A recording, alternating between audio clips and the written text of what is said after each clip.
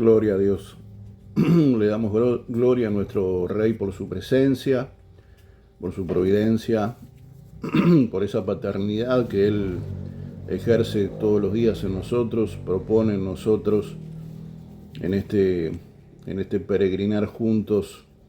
Es importante asimilar que todos los días el Señor manifiesta paternidad en nosotros, una paternidad que creo que uno la recepciona, la vivencia de la manera correcta, bueno, cuando vive de esa manera.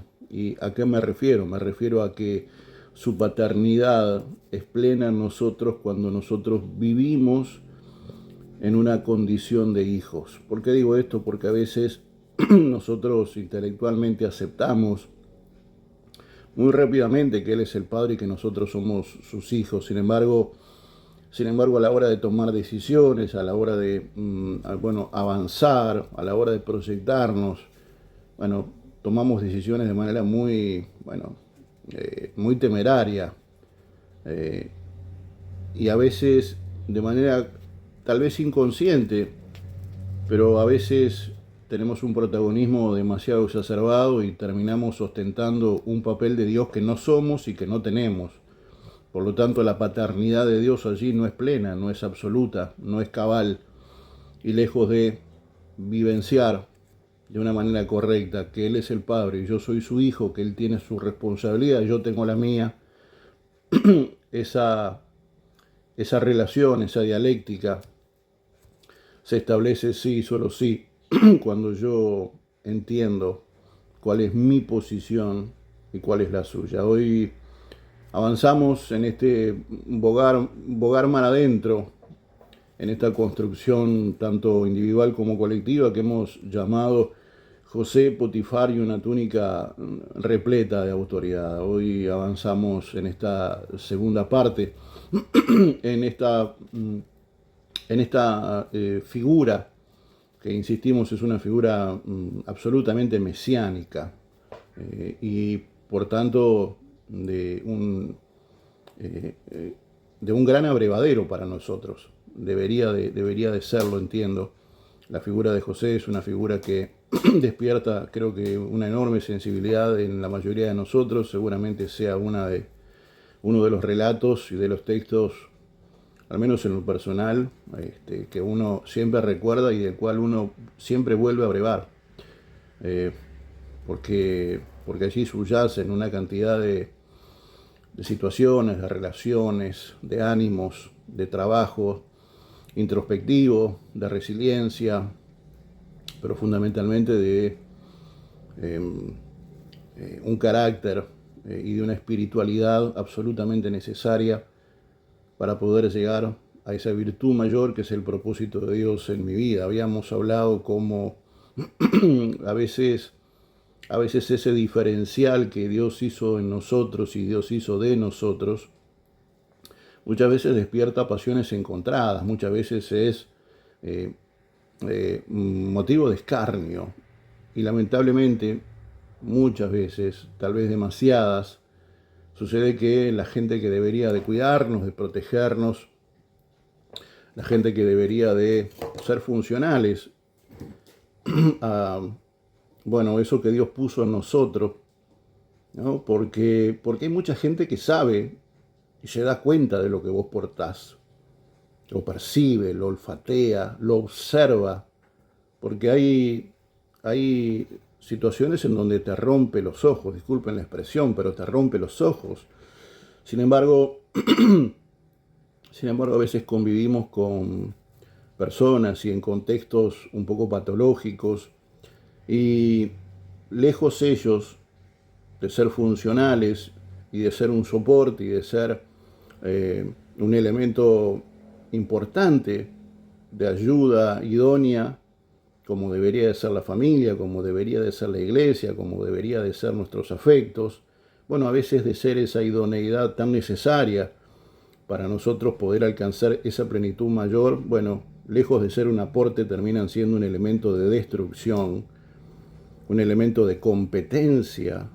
Hay hermanos que compiten, hay matrimonios que compiten, lo cual debería de avergonzarnos honestamente. Yo no puedo concebir esa realidad en medio de un contexto en donde, insisto, tenemos a Dios por Padre y somos nosotros hijos, y el hecho de ser parte de un colectivo nos obliga a entender cuál es nuestra singularidad, cuál es nuestro rol, más allá de que en cada uno de nosotros, piedras vivas de ese ministerio mayor, de ese bien mayor, de esa comunidad mayor.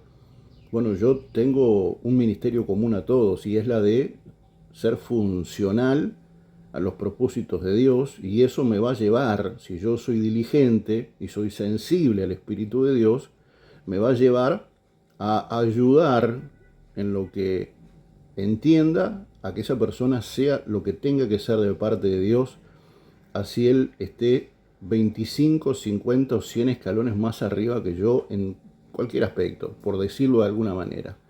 No debería de ser motivo de celo alguno el que exista en la vida de nuestros amados hermanos, de nuestro pueblo, gente que, bueno, goza de una virtud mayor que la que yo he tenido. Eso no debe de ser una herida, al contrario, debería de ser motivo de regocijo, porque Dios en su inmensa, en su grandeza absoluta, a pesar de eso, seguramente usa personas como vos, como yo, a poder ser una ayuda idónea para que ese hermano, para que esa hermana, que gozan de una virtud mayor que la mía, puedan aún alcanzar mayores alturas y ser un José, alguien que en determinado mojón de la vida y de la historia pueda ser para nosotros una puerta abierta y significar un motivo de salvación. Vaya si lo fue para José y para su pueblo, sus hermanos y su padre, vaya si lo fue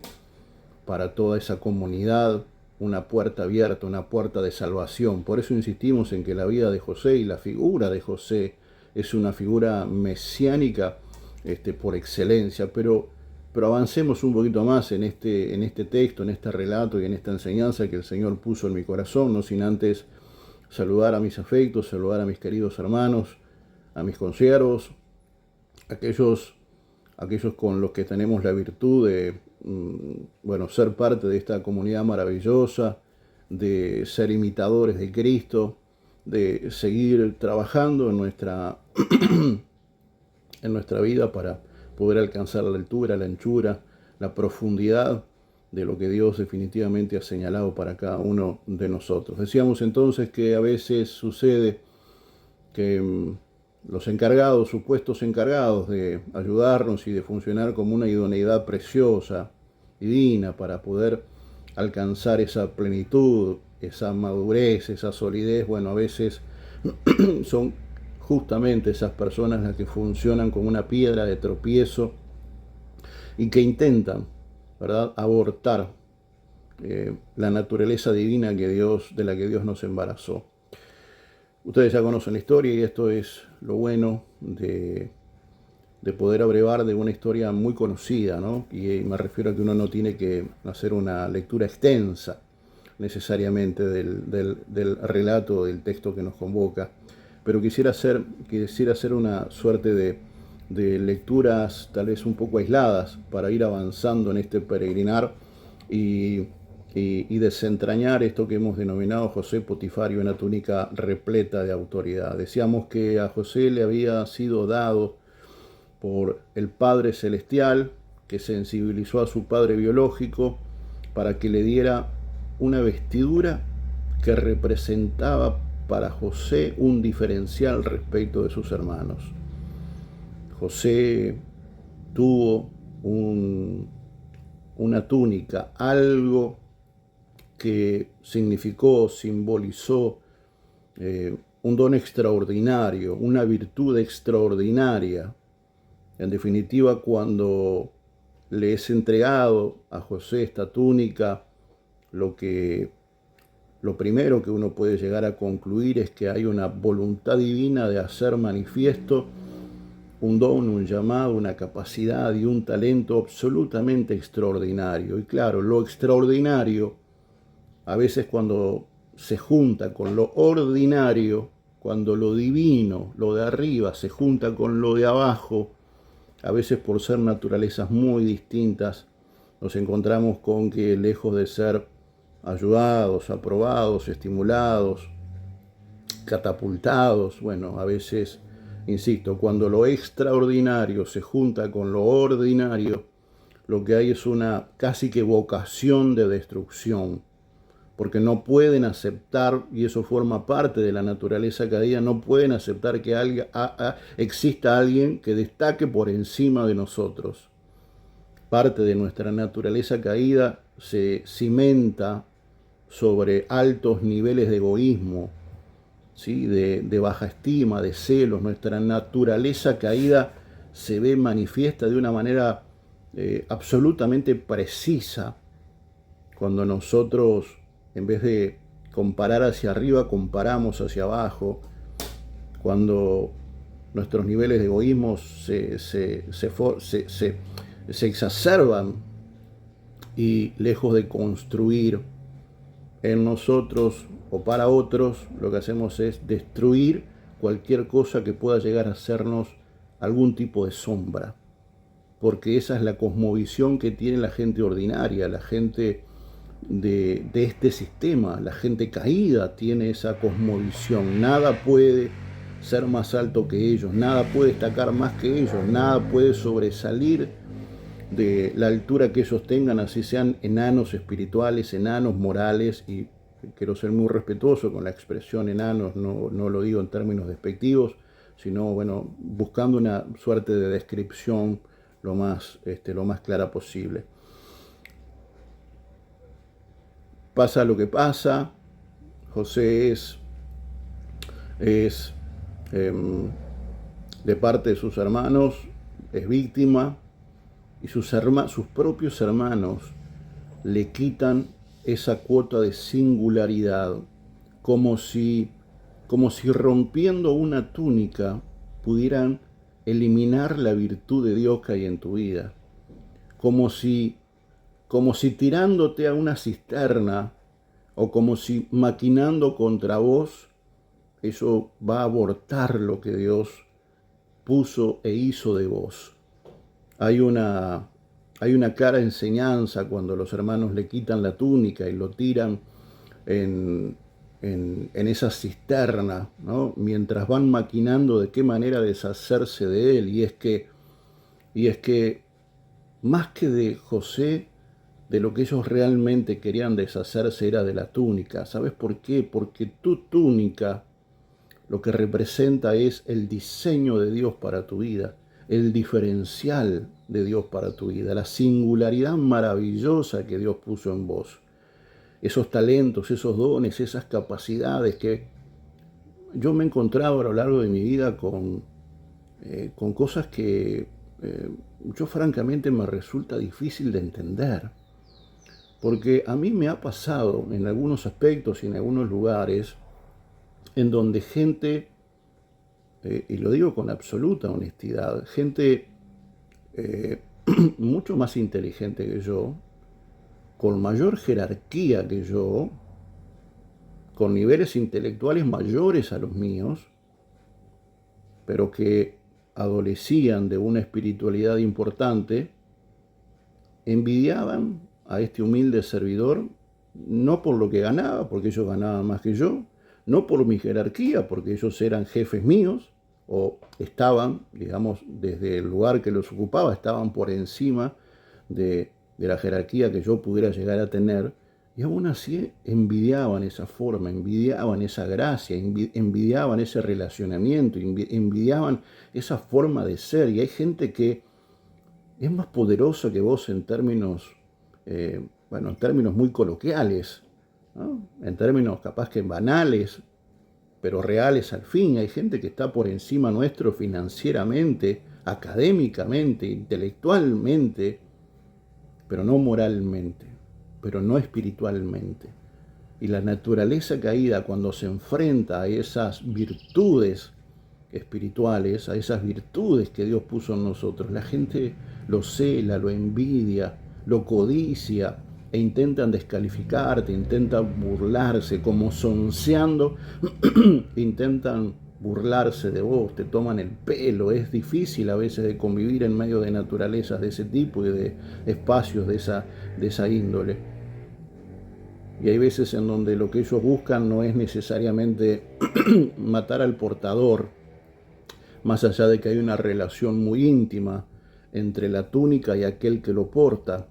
Pero hay veces en donde la gente piensa que matándote a vos o haciendo escarnio tuyo, bueno, lo que hacen es abortar lo que implica, todo lo que implica esa túnica de colores, o a veces la gente lo que intenta es robarte la túnica de colores, despojarte de tu lugar, despojarte de tu posición, despojarte de esa coyuntura que te rodea, pensando que si te sacan de ese lugar, si te corren de ese lugar, si te quitan determinado privilegio, te van a destruir o te van a quitar el propósito de Dios. Absolutamente nada ni nadie puede hacerte frente. Si Dios contigo, ¿quién podrá estar contra ti?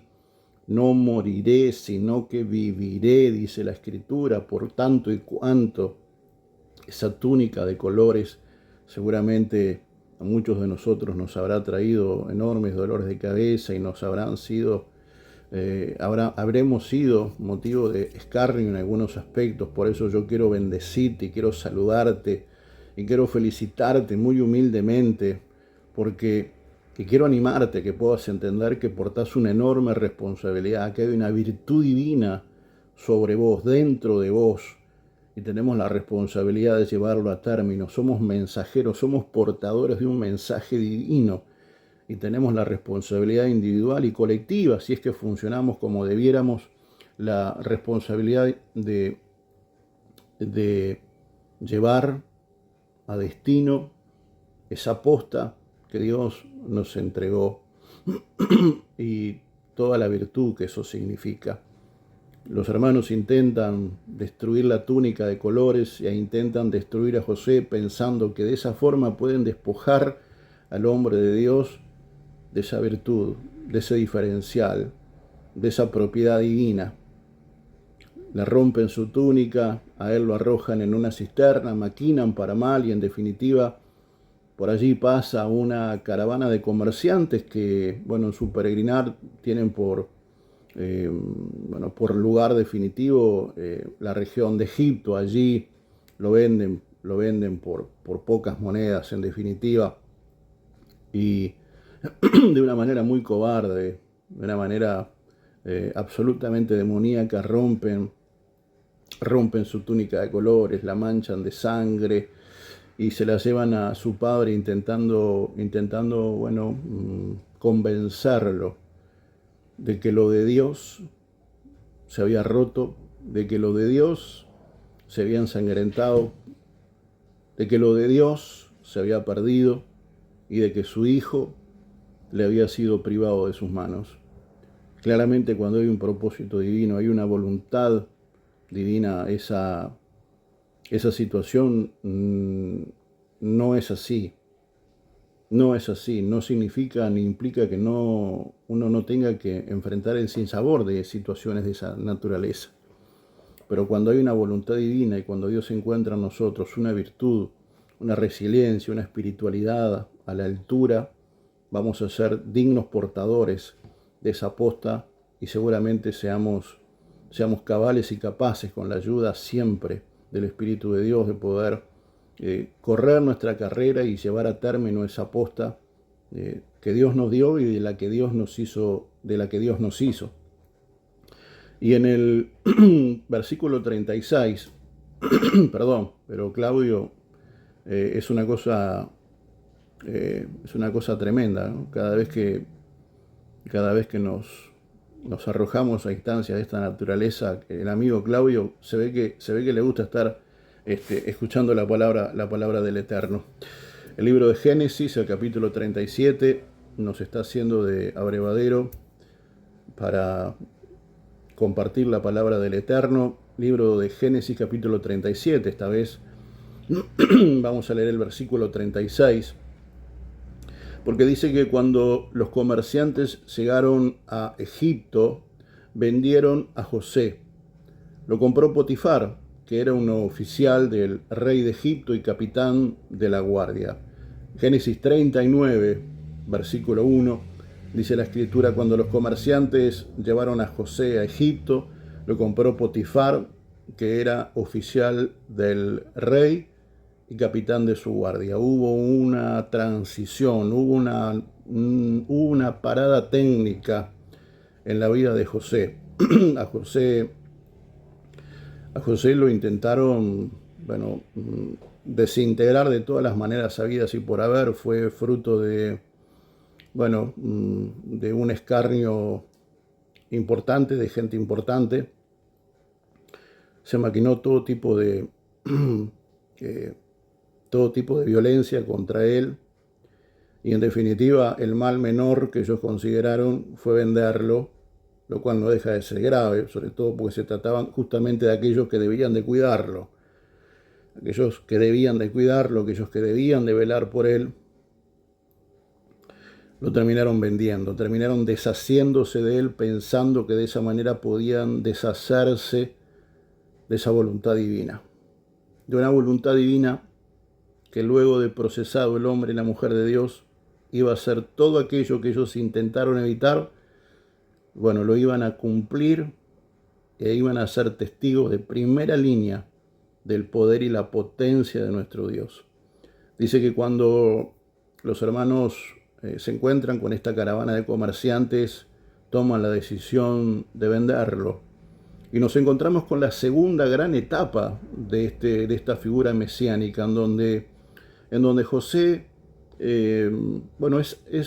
si se me permite la expresión, es adoptado, es comprado literalmente por este siervo de, convengamos en que Egipto, en ese contexto, en esa cultura, en esa región, era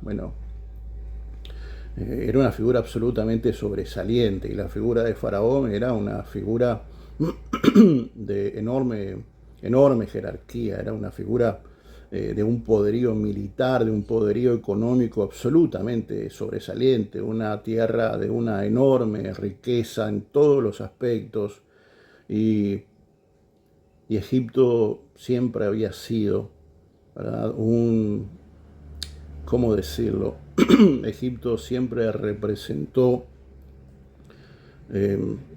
una tierra que alcanza tal vez un mayor nivel de expresión, ¿no?, cuando sobrevenga la figura de Moisés. Habíamos dicho de que Egipto era una tierra de enorme opresión, a pesar de que en distintas aventuras de hombres de Dios fue motivo de provisión, motivo de salvación, y es que Dios se hace de cualquier contexto para lograr su propósito. Pero siempre Egipto fue motivo de una enorme opresión. Siempre Egipto estuvo relacionado con un sistema espiritual de opresión claramente demoníaco. No quiero mezclar prédicas, pero en su momento hablábamos de Balaam. Hay algunos escritores judíos, hay alguna literatura que dice, no quiero irme por las ramas, pero Balaam no era un profeta de Dios, era un brujo, digamos, un hechicero muy importante de su época. Y dice alguna literatura que Balaam ayudó en esa espiritualidad caída, en esa autoridad que realmente la tenía Balaam, una autoridad demoníaca, porque Satanás tiene una medida de autoridad importante. No podemos ignorar sus maquinaciones, no podemos ignorar esa realidad.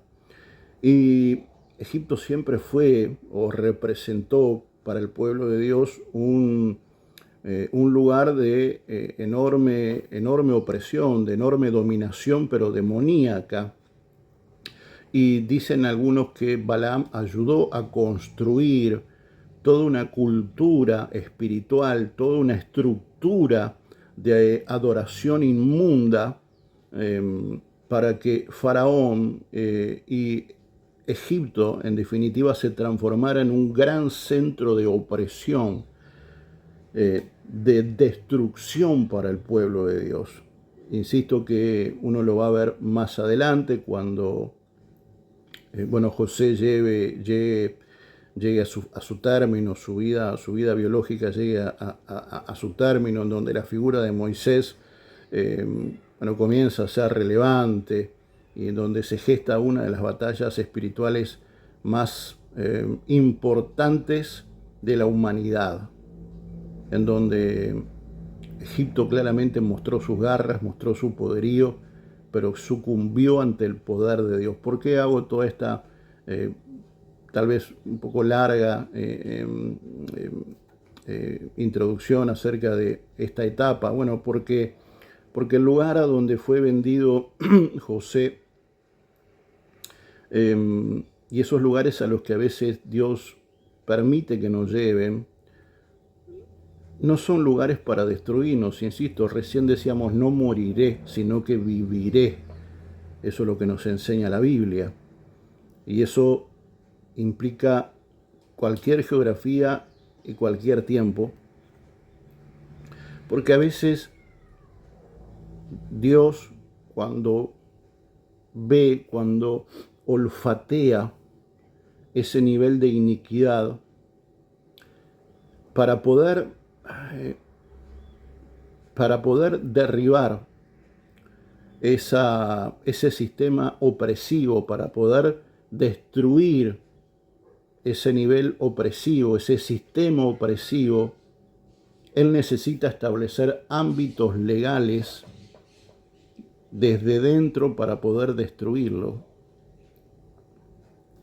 Vos fijate que para poder destruir el sistema demoníaco de Egipto, Dios permitió que fuera José, Dios permitió que entrara todo el pueblo, Dios permitió que el pueblo se multiplicara de manera exponencial, Dios permitió que su pueblo, a causa de su desobediencia, no es que Dios lo haya hecho de manera sádica, pero a causa de su desobediencia, Dios permitió que el sistema opresivo, porque ¿qué es lo que pasa? Cuando uno vive en un lugar de clara evidencia demoníaca, opresión demoníaca, si yo no vivo y no tengo una vida de relación con el Espíritu de Dios, si yo no vivo una vida de santidad para con mi Dios, es cuando yo estoy en medio de ese sistema opresivo,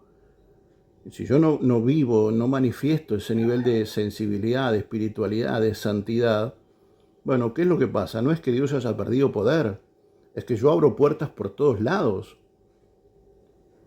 es que yo me fragmento de todas las maneras posibles, y claro, funciono como un reino dividido. ¿Y qué es lo que nos enseña la Biblia? De que un reino dividido no puede prevalecer. Por lo tanto, yo no puedo prevalecer si yo vivo una vida fragmentada, si yo vivo una vida dividida. Cuando creo que es el libro de Santiago, habla acerca del doble ánimo. Es muy interesante cómo otras Biblias lo dicen, porque habla de una doble lealtad.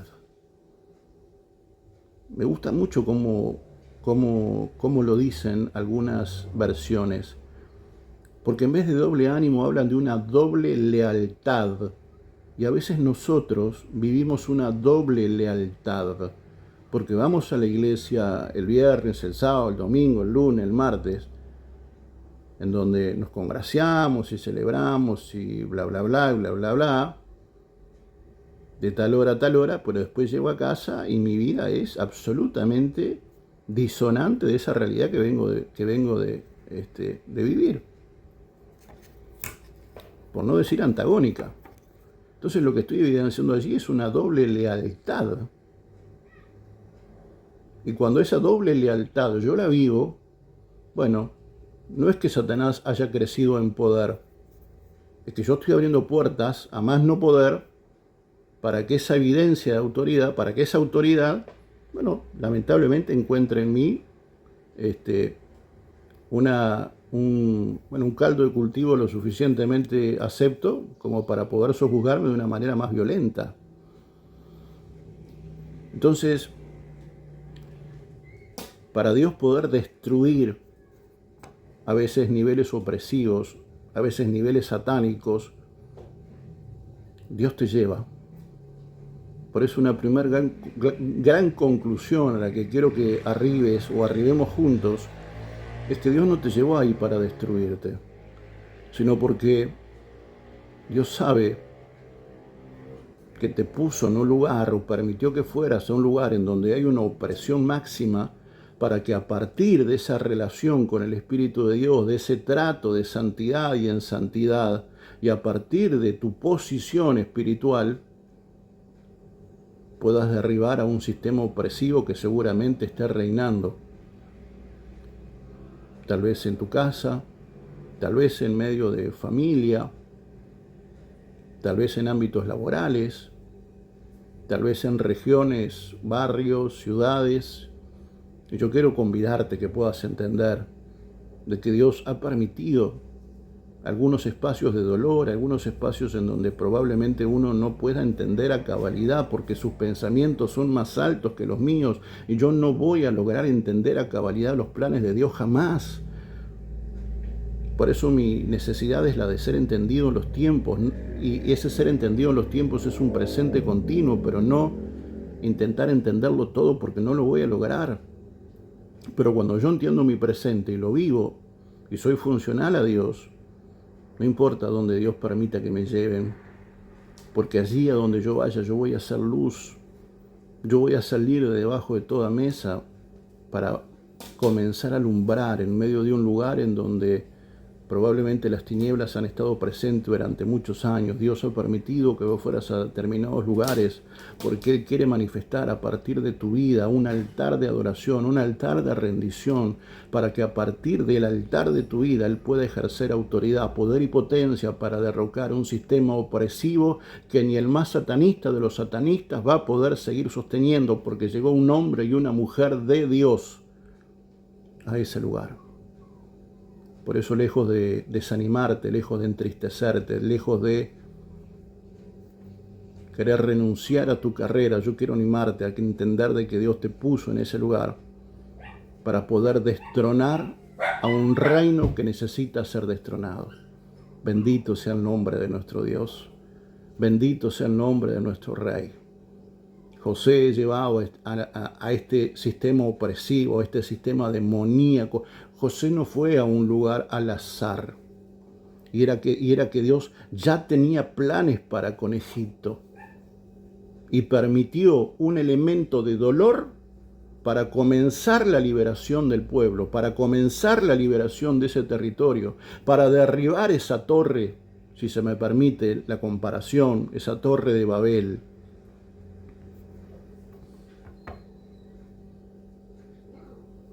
Y acabamos de compartir cómo un soldado, alguien digamos como de la corte mayor de Faraón, lo compra, lo adopta, lo acepta,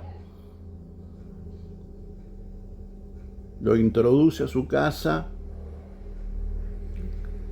para que a partir de su condición de esclavo pudiera servir a este miembro de la corte real o de la corte de Faraón, a esta persona de eminencia y que sirve directamente a los propósitos de Faraón.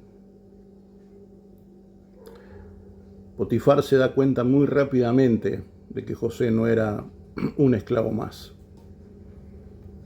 Potifar comienza muy rápidamente a tomar conciencia de que todo aquello que le daba a hacer a José era distinto, era diferente.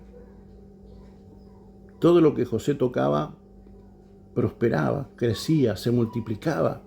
José tenía ideas que nadie tenía, José tenía sueños que nadie soñaba, José tenía un nivel de autoridad que nadie tenía, porque dice la Escritura, en todo momento, no importa dónde Dios permitió que José fuera, dice, y Dios estaba con José. Y eso es lo que nosotros debemos de velar, porque no importa dónde estemos, lo que importa es con quién estemos. Y ese es tu desafío, ese es mi desafío. Si alguno piensa que uno está viviendo en un nivel de... Si alguien piensa que uno vive en el Caribe y que está viviendo niveles de satisfacción en todas las áreas, bueno, está sensiblemente equivocado y no me estoy quejando, simplemente estoy haciendo una descripción de la realidad para que a veces la gente pueda entender de que hay una empatía, de que hay una sensibilidad, de que hay la veracidad de que a veces los caminos de Dios no necesariamente todo tiene que sonreír, todo tiene que ser alegría. Hay veces en donde Dios permite escenarios de dolor para tener un nivel de autoridad mayor. ¿Y cuál es el nivel de autoridad mayor que implicaría eso? Bueno, el aprender a deleitarme en medio de la adversidad, en medio del dolor. Y eso implica un nivel de autoridad mayor. Por eso Dios permite algunos escenarios de dolor, para que vos alcances un nivel de autoridad mayor, gozándote en medio de pruebas, en medio de adversidades y en medio de gigantes, pero que vos sabés que te van a representar una catapulta o te van a catapultar a un nivel de autoridad mayor. Bendecimos el nombre de nuestro Señor Jesucristo. Bendecimos su nombre y su grandeza.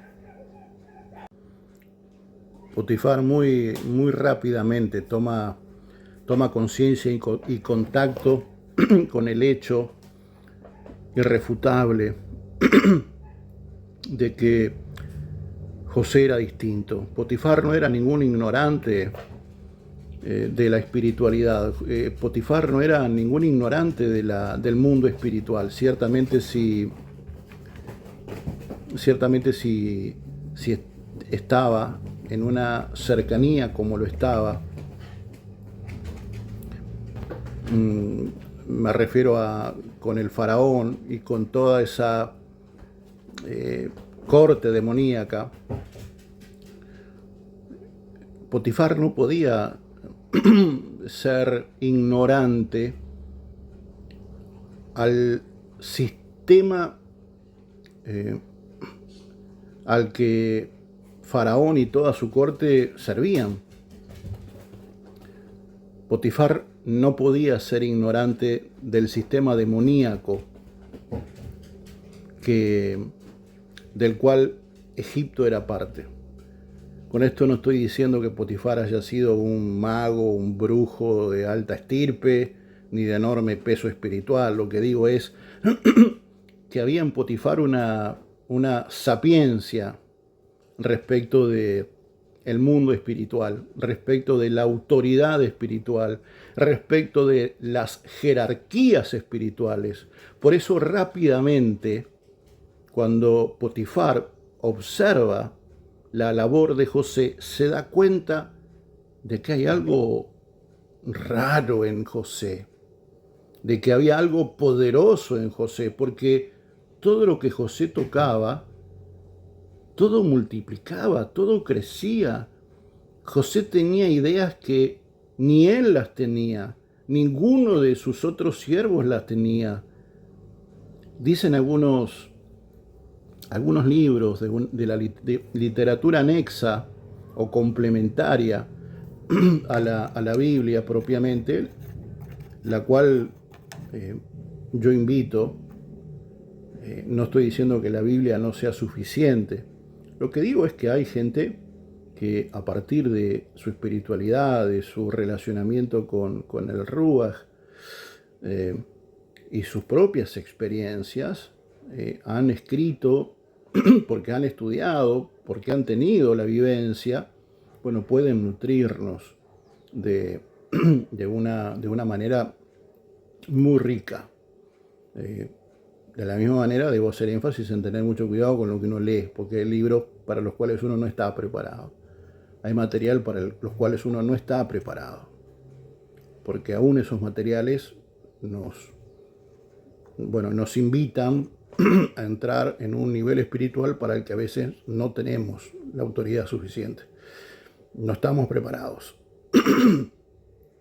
Por lo tanto, bueno, la lectura, el ánimo y la recomendación de la lectura responsable. Pero dicen algunos libros anexos que parte del trabajo y parte de la viveza, si se quiere, de Potifar, en esa suerte de aprovechamiento de su esclavo, porque, insistimos en esto, José seguía siendo un esclavo. José no era libre, José era esclavo. Y digo esto porque hay gente que piensa que porque está viviendo determinadas realidades en donde depende de determinadas jerarquías, por alguna razón piensan que no es de Dios o que Dios no está en eso. Y yo vuelvo a insistir en esta suerte de máxima, y me refiero al hecho de que Dios, a veces para poder destruir espacios espirituales, para poder destruir determinadas jerarquías, para poder destruir determinadas estructuras demoníacas, Dios te introduce, te lleva, te posiciona dentro de esa realidad para que a partir de tu posición espiritual, en el nombre de Jesús, toda esa estructura demoníaca, toda esa jerarquía demoníaca sea destruida, sea destronada y sea derribada. Por lo tanto, creo que Dios nos está llevando a un nuevo nivel de autoridad a todos, porque aún en medio de sistemas opresivos, de sistemas enemigos, si se quiere, bueno, Dios espera que nosotros desarrollemos un nivel de resiliencia, de espiritualidad y de autoridad espiritual mayor, aprendiendo a deleitarnos y a gozarnos con toda la autoridad que eso implica cuando nos hallemos delante de diversas pruebas.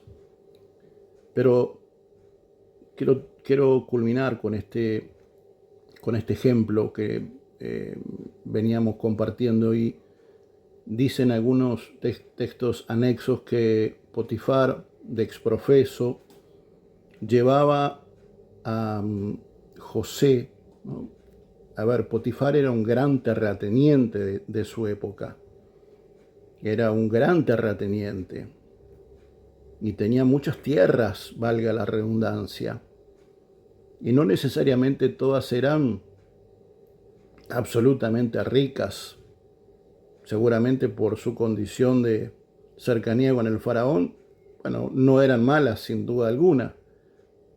Pero a veces las ambiciones humanas son una cosa extraordinaria. Y dicen que cuando Potifar tomaba contacto con alguna tierra o situación que no le era favorable, en este caso territorios, tierra, ¿no? en donde Potifar tenía la necesidad de, bueno, plantar, pero no podía hacerlo porque esa tierra era ciertamente estéril o no era lo suficientemente rica en minerales, en fin, no tenía los nutrientes suficientes. Dicen estos textos que era tal la virtud de Dios en la vida de José, era tal la plenitud del poder y la potencia de nuestro rey, que el propio Potifar lo hacía caminar descalzo a José sobre esas tierras, porque él sabía, porque insisto, mirá que Potifar no era ningún ignorante del mundo espiritual. Potifar no era ningún necio, no era ningún tonto, aún de las artes espirituales. Pero él sabía, porque lo veía, porque lo percibía, de que había una deidad mayor en José, había un poder distinto en José, había una gracia en la vida de José que él jamás lo había visto en ningún otro mortal. Y él lo llevaba a caminar descalzo por esas tierras porque él sabía de que esas tierras iban a reverdecer, pero no por un acto mágico, No porque José fuera por allí abonando a la tierra de mejor manera, porque en definitiva el mejor abono para la tierra es un hombre y una mujer de Dios. El mejor abono para esta tierra es un hombre y una mujer de Dios. Porque cuando los hombres y las mujeres de Dios que caminamos en el propósito de Dios, en ese propósito individual y colectivo, en ese propósito colectivo, pero también individual, que uno tiene que entenderlo para caminar en esa dirección y disciplina, vamos a abonar la tierra y toda esterilidad, todo sistema opresivo, todo sistema demoníaco, todo sistema satánico se va a romper, se va a quebrar, se va a destruir, no por nuestra mayor virtud, porque así como José seguramente tenía una cantidad de virtudes, pero no dejaba de ser un mortal, ¿eh? José no tenía alas, José era un mortal, como cualquiera de nosotros, pero José portaba una presencia, José portaba el propósito de Dios. Y cuando un hombre o una mujer caminan en el propósito de Dios, en la virtud de Dios, en la gracia de Dios, todo reverdece. Por eso yo quiero animarte. ¿En qué te usa Dios? Seguramente has tenido experiencias con Dios. Y seguramente vos mejor que nadie puedas saber en lo que Dios ya te ha usado. ¿En qué te usa? ¿En sanidad? Bueno, yo no te digo que no te dediques a la predicación, pero quiero animarte que puedas ir a los hospitales. Quiero animarte que puedas tener contacto con tal vez el pastor o los hermanos de la congregación a la que asistís y le digas, mira pastor, decime quién está enfermo, decime quién te dijo que está enfermo, comentame, decime, vamos a averiguar a ver quién está enfermo, porque yo siento que el propósito de Dios está en mí, yo tengo la necesidad de funcionar en ese propósito. Yo no te estoy diciendo que no prediques, lo que te estoy diciendo es que funciones en ese propósito, que funciones en esa bondad. Sentís que vas caminando por ahí, vas hablando, o te vas a una panadería, vas a un supermercado y te pones a charlar circunstancialmente con alguien y de repente ves que el otro escucha y se acerca y de repente ves que se suma otro y de repente viene una vecina que conoces y se suma a la conversación y se termina transformando en una célula en medio de un supermercado. Evangelizá. Da a conocer a tu Dios. Deja que el propósito de Dios hable a través de vos. No lo limites a tu rey. No postergues lo de Dios en tu vida. Funciona en ese propósito, en esa individualidad de la que Dios te hizo. No renuncies a eso.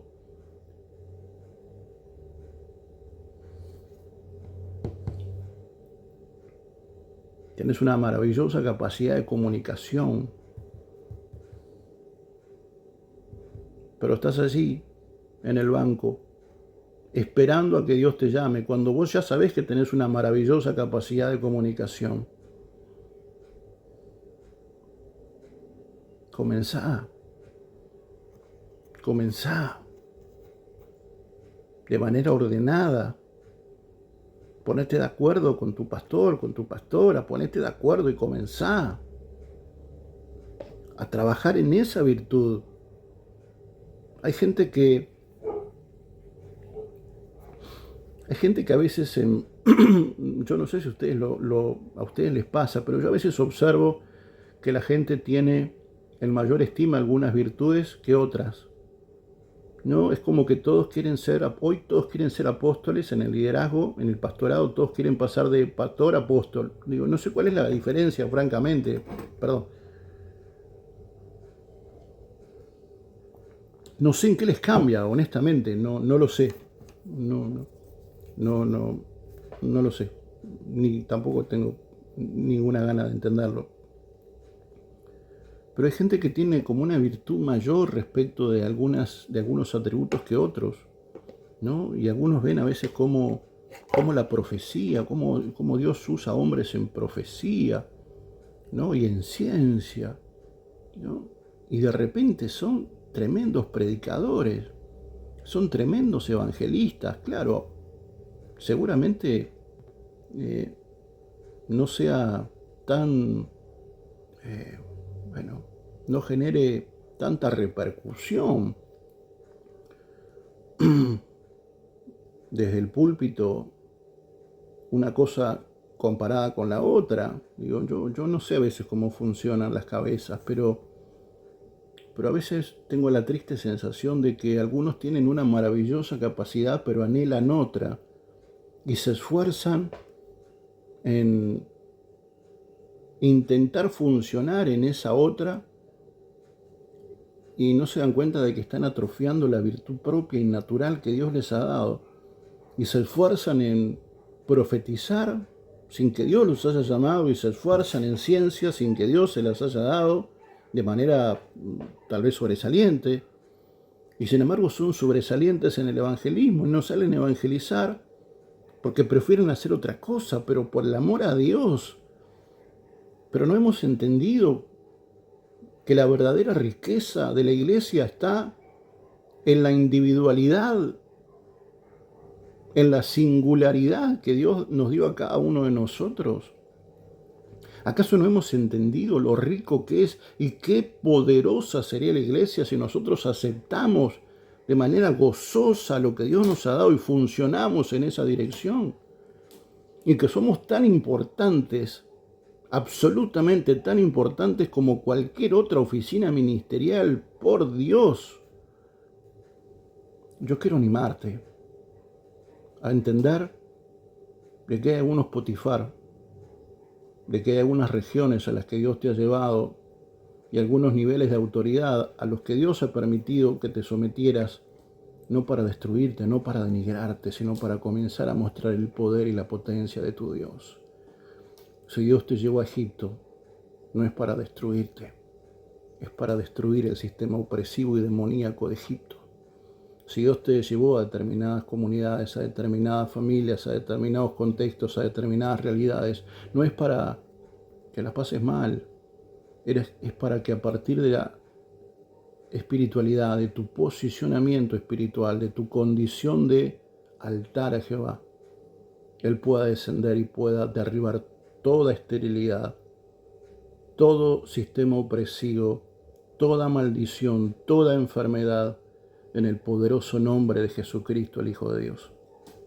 Yo quiero bendecirte en este segundo compartir, en este tiempo y en esta prédica y en esta temática que hemos denominado José, Potifar y una túnica repleta de autoridad. Insistimos en que sería para nosotros motivo de enorme agradecimiento que nos puedas apoyar, que puedas darle un simple like a este video si es que obviamente ha sido de tu agrado y entendés que el Padre te ha hablado. Te pido que te suscribas, que nos apoyes, que puedas darle un simple like. Sería para nosotros un enorme motivo de agradecimiento, regocijo y un mimo al alma. Quiero bendecirte, quiero bendecir la obra de tus manos. Quiero darle gracias a Dios por la virtud y la bondad de tu vida. Quiero darle gracias a Dios por haber hecho de tu vida una maravillosa expresión de confianza. Y quiero que entiendas y quiero animarte a que asumas de una vez que eres una expresión de confianza de tu Dios. Te bendigo en el precioso nombre de Jesús. Shalom, shalom, amada iglesia.